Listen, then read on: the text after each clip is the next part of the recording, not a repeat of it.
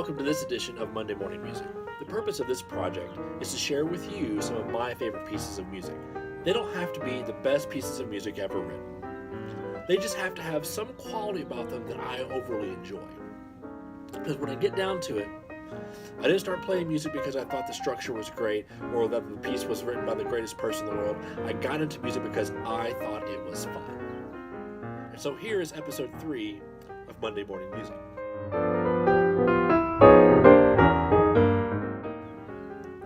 In this episode of Monday Morning Music, I want to present to you one of my favorite composers today.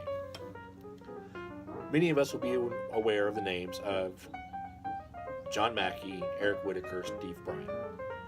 And these composers have their works probably played a little bit more often than the one I'm going to mention today. Mackey is known for all his great woodman works, whether it's Wine Dark Sea, Frozen Cathedral, Aurora Awakes, which happens to be one of my favorites, plus his newest piece, The Places We Can No Longer Go, which is absolutely just breathtaking. Stephen Bryant, we know Static Waters, we know Concerto for Wind Ensemble. He had a new work presented at CBDNA this year as well. Eric Whitacre, October, Godzilla Eats Las Vegas, Ghost Train, also his choral works and his work as a conductor in the United Kingdom. All of these three composers and musicians are tied to this other gentleman, and that person is Jonathan Newman. All of them studied together.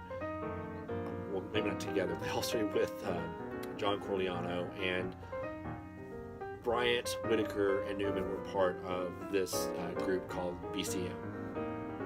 And I got introduced to Jonathan Newman back in 2005 when we played a piece of his called Avenue X. It's the Georgia State Wind Ensemble. And this piece kind of depicts the area where Newman was from, Avenue X in New York, which I believe goes down to Coney Island. And it has a lot of those flavors in the music.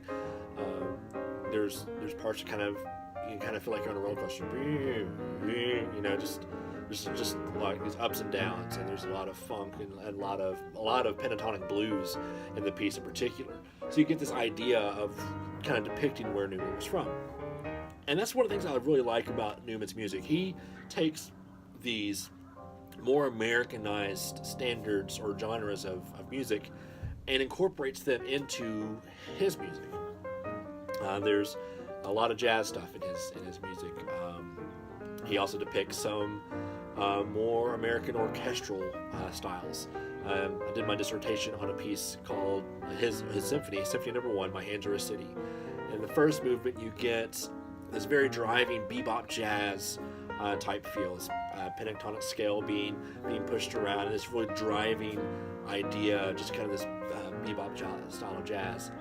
In the second movement, you get, however, more of a, not necessarily Aaron Copland, but probably Virgil Thompson would be the way I would go in describing that orchestral playing. It's very lush, the way the chords are stacked on top of each other. It sounds very much like something Aaron Copland or Virgil Thompson would write. But I don't want to talk about those pieces today. I want to talk about a piece that was originally written for orchestra and then transcribed for winds, and that is Blow It Up, Start Again. It's Sunday. It's beautiful outside. There's some dogs barking down the street. There's beautiful blue sky, a little bit of a breeze. It just feels amazing outside today. And it's just kind of just this refresh after what was just a really crazy week for me at work, kind of where I wanted just to throw everything up and start all over. Blow It Up, Start Again was an orchestral work that came out in 2011. It was originally commissioned by the Chicago Youth Symphony Orchestra, and it was presented at the Midwest Music Clinic in Chicago, Illinois that year, 2011. During that time, before that concert, I was interviewing Newman for my dissertation, because I was working on my dissertation for My Hands Are a City. I got to sit down for about an hour and a half with Mr. Newman and talk about a lot of different things, mostly about the piece of music, but we got to talk about some other things. And I was able to sit next to him during the performance of the world premiere of this Blow It Up Start Again piece, and I was blown away.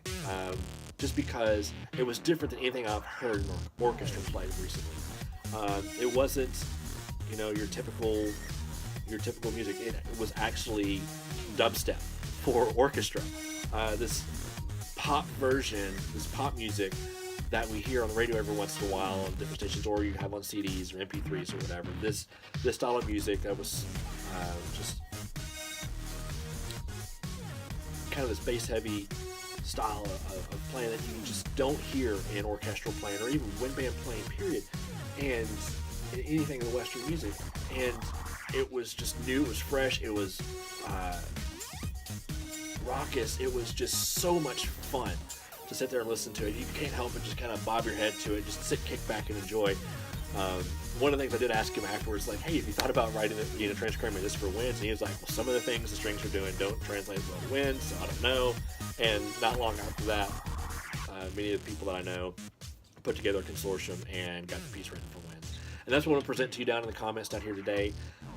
Is the wind band version played by Florida State University, which has part of the score on there as well, so you can kind of follow the score, or the important parts of the score, which is a lot of fun to watch. So here is Jonathan Newman's Blow It Up Start Again. Hope you have a great week. Start your day off with some good music.